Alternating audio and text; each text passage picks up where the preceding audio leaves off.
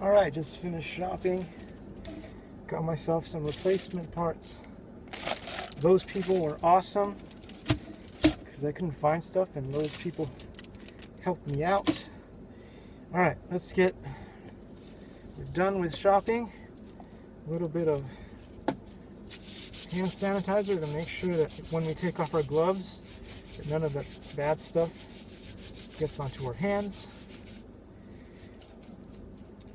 Oh, boy. It's not easy to shop anymore. Okay. Put that back in. I don't want to touch the glove with the... There, done. This way we didn't touch anything. More hand sanitizer. Love the stuff.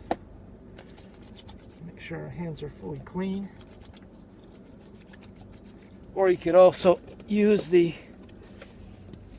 wipes. Those are good too.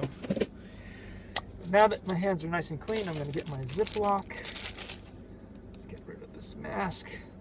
Boy, is it uncomfortable for my nose. Store it away. And we're done shopping today. Wish me luck on repairs. And I'll let you know how that goes in the next video. See ya.